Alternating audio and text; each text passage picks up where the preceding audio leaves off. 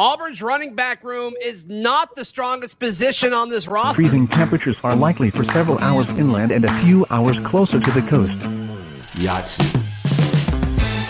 You are Locked On Auburn, your daily podcast on the Auburn Tigers. Part of the Locked On Podcast Network, your team every day. Yes, welcome on into Locked On Auburn, your daily Auburn Tigers podcast. I'm your host, Zac Blackerby, and thank you so much for making Locked On Auburn your first listen every single day. Joining me today, the man your man wants to be, Darrell Dapprich, hanging out with us. And Darrell, I don't think Auburn's running back room is the number one strength of this team. It is a strength, but it is not the best position group on the team. I believe it is the cornerbacks room. And look, we're in the middle of July, and you're starting to see every beat writer kind of, do a similar thing that other outlets are doing with their own rankings. And a very popular one amongst Auburn media right now is everybody ranking Auburn's position groups, Darrell, and I'm cool with it. I'm all about lists. I'm all about rankings. I think most people are.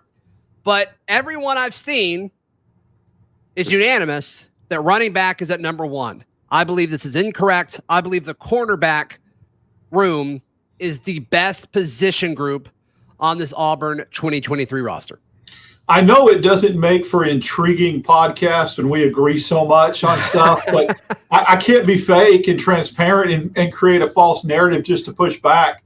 The fact that I agree. I think that we did a show months ago. We did like these three phases where there was the initial transfer portal period, then another period after the first one it coincided with signing day. And we kind of did a breakdown of position groups, and we had running back number one back then. Mm-hmm. And since then, it's interesting. I've changed my thought process because of seeing some of the mock drafts. That matters, what professionals and scouts think. Getting just higher and higher on Kayin Lee. Correct. Really love DJ James to begin with. And then it's interesting how even some of the national publications and preseason, prediction magazines and that kind of thing, they always list the strengths and the best position group.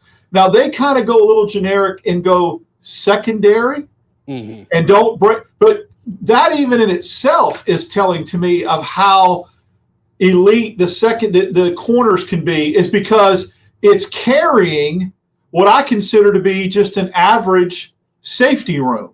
I like Jalen Simpson. I like Puckett, but I think that, the strength of this secondary is the cornerbacks, and they're so strong and they're so good. They're bringing the safeties along for the ride in these national publications that declare the strength of Auburn football being their secondary. That even goes to show you how elite their corners are. Well, let's think about it. 12 months ago, Jalen Simpson, who was a starting corner at the time, he had to move to safety because one positional need, they ran out of safeties with injuries, and also there were just a lot of good corners. And so why not put more of your talented folks on the field? And Jalen Simpson, surprisingly to me, looks better at safety than he did at corner, which is a win for everybody, right?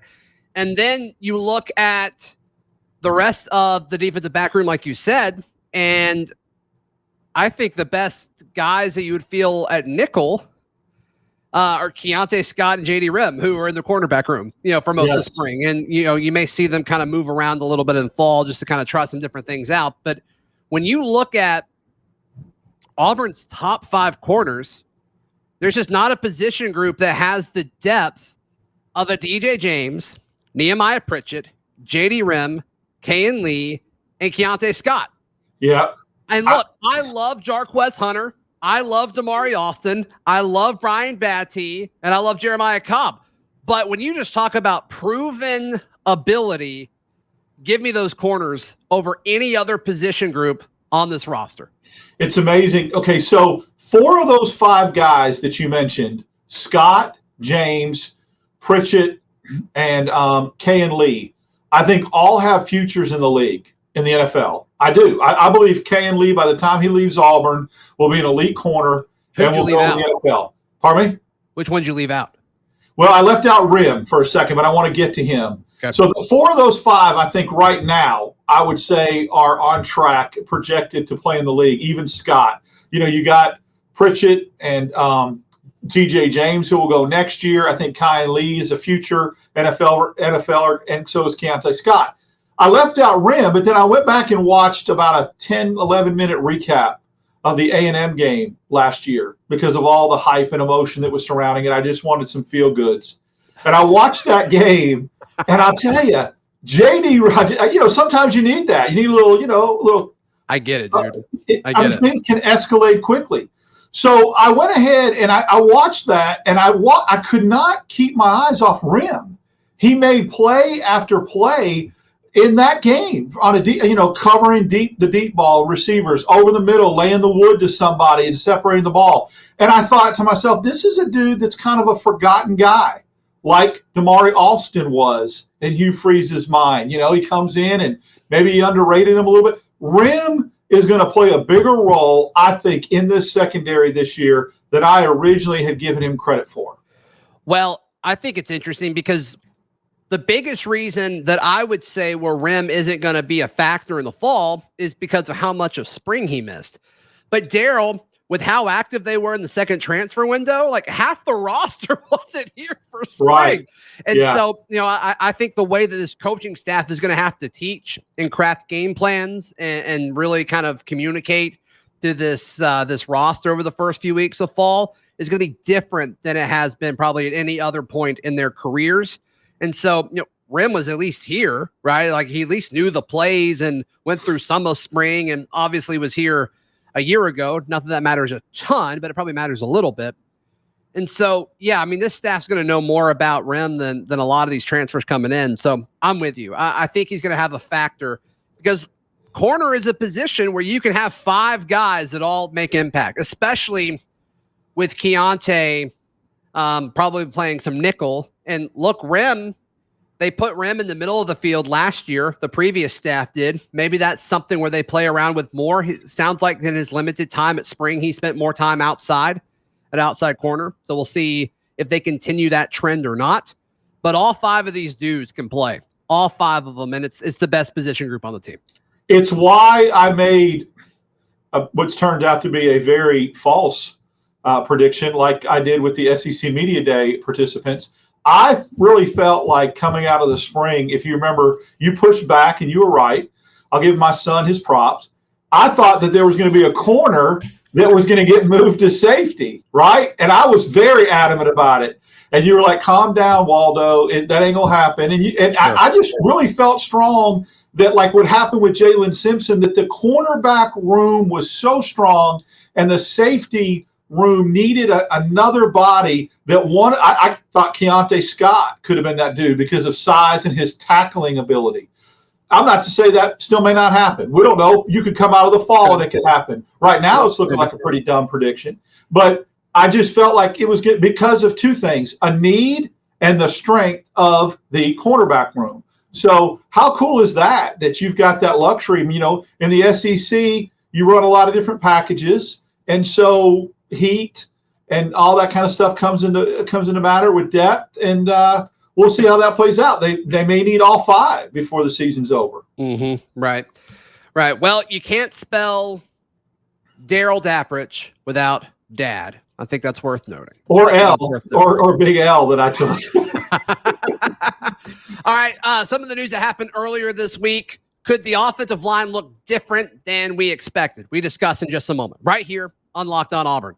Today's show brought to you by our friends at FanDuel. FanDuel is the best place to wager on all of your sports action. And look, you can take your first swing at betting Major League Baseball over at FanDuel. It's always very fun betting on the All-Star Game and the Home Run Derby now that is behind us. But look, baseball will be back before you know it next week. And so be sure to get ready over at FanDuel. And right now they've got a special where you can get 10 times your first bet amount in bonus bets up to $200.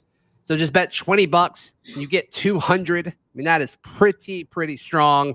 It's free money. So be sure to head over. All you have to do is go to FanDuel.com/lockedon to get $200 back in bonus bets.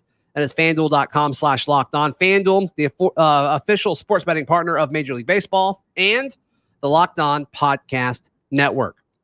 Darrell, I think the announcement of Kam Stutts being one of the 3 Auburn players to join Hugh Freeze next week in Nashville at SEC Media Days, it surprised me. I get it, but it surprised me.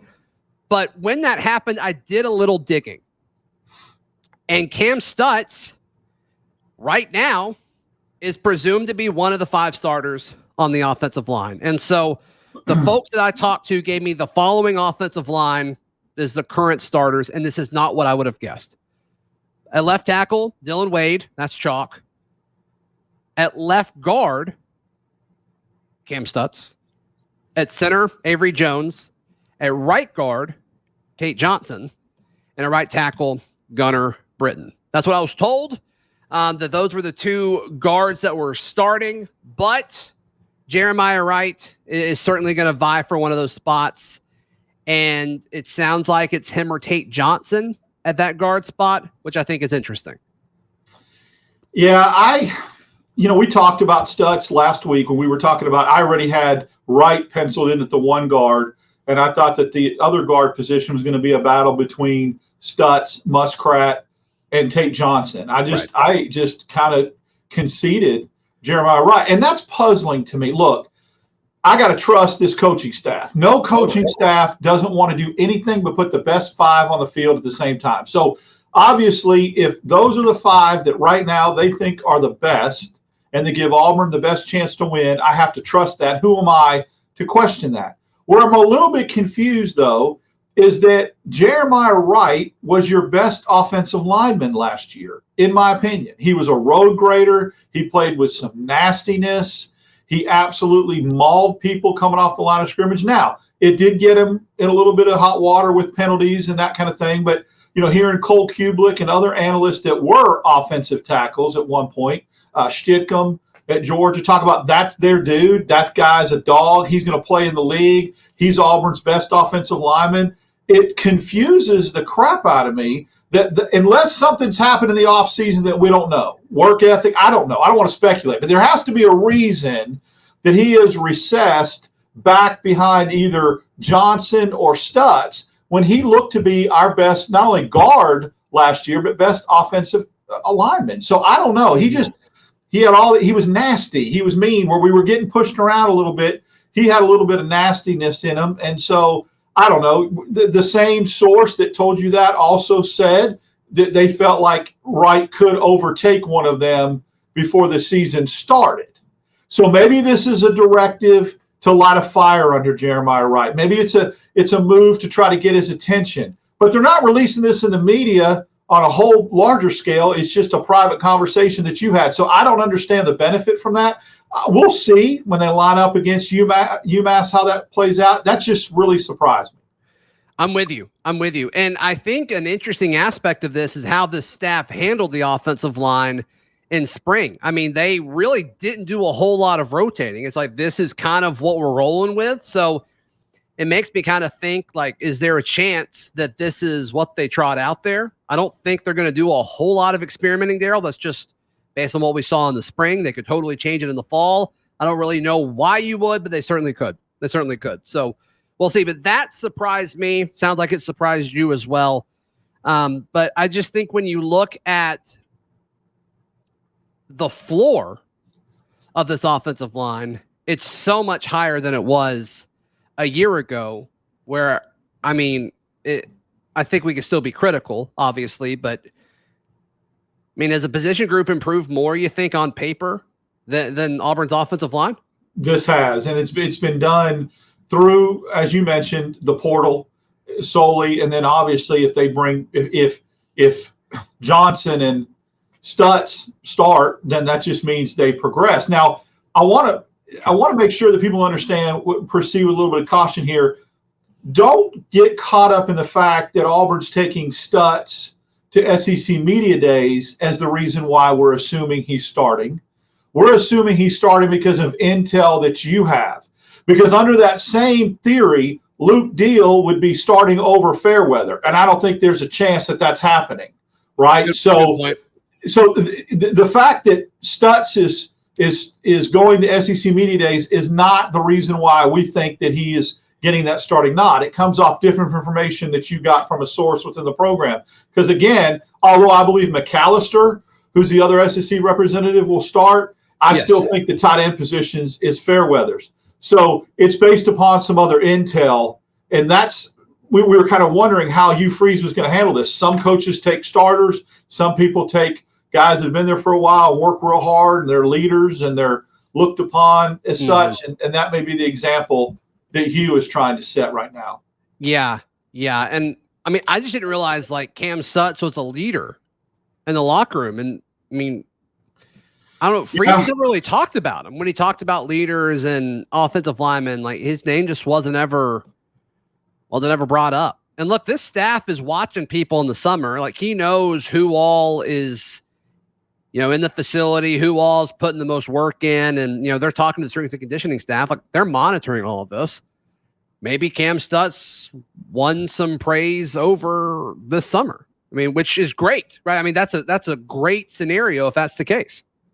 If you think about it, if he did emerge and distance himself and establish himself as a rotational piece along the offensive line and progress to full-time starter, there is a lesson to be learned there in leadership and looking up to somebody and saying, look, this is a guy that came this far because he put in the work in the offseason.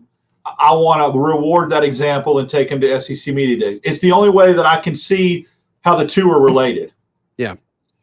Elijah McAllister has popped up in the news multiple times this week now. I want to discuss Mr. McAllister in just a moment right here on Locked On Auburn. I want to encourage you to join the Locked On Auburn Discord. It is free. All you have to do is click the link in the episode description down below.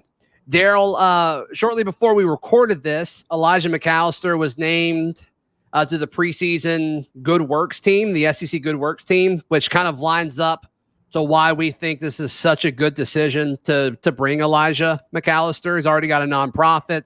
There's a chance he wins, lots of kind of off the field type honors and awards throughout the conference and throughout national, college football as well because of what he's done. I mean, he's a very, very impressive young man.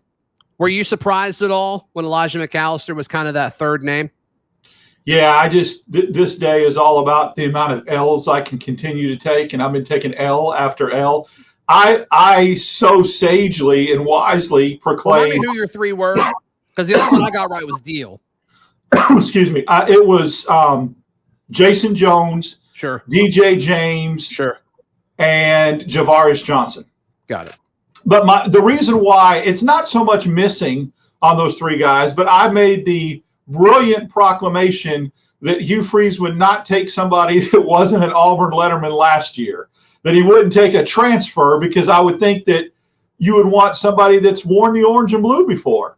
Yeah, well, that goes to show you how much old Darrell knows because he took McAllister. But if there is an exception to that rule, and if there is somebody who immediately from the time he stepped foot on campus just assumed that leadership mantle and oozed it, it's McAllister. So the fact that he took somebody that wasn't an Auburn letterman last year surprised me, but the fact that it was McAllister was the least surprise out of all of them. Because if you'd have told me he's going to take one guy that came over in the transfer portal, who would that be?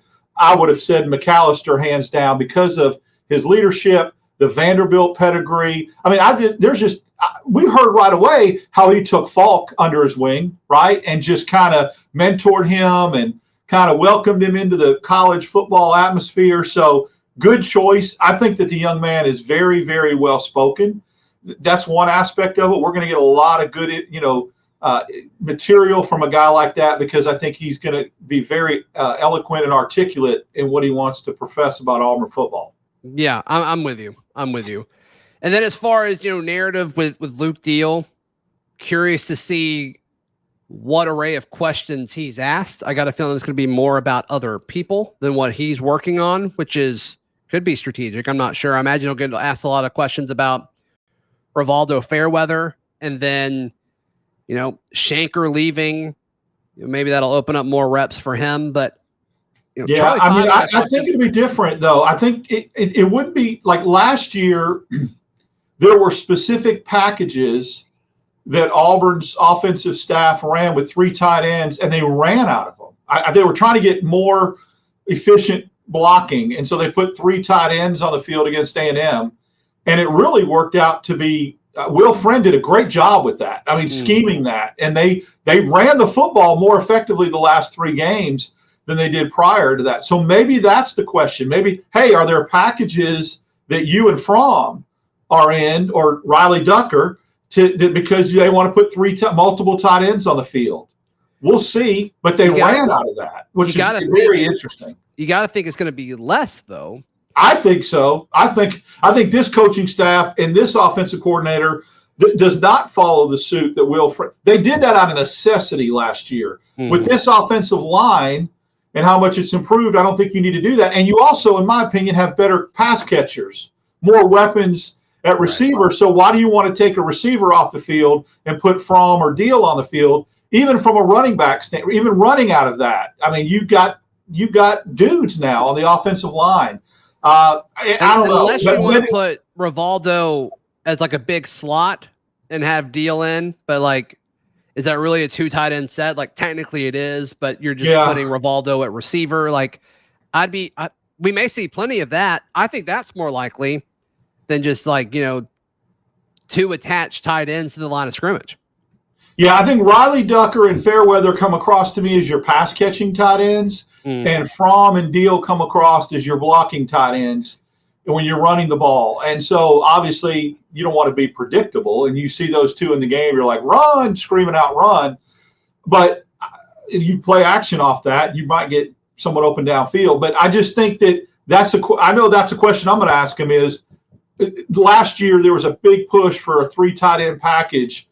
Do you see some of that in practice with Philip Montgomery and Hugh Freeze? Are there sets for that where the situation calls for that? And only he can answer that question. He may say no, or he may say, yeah, there is.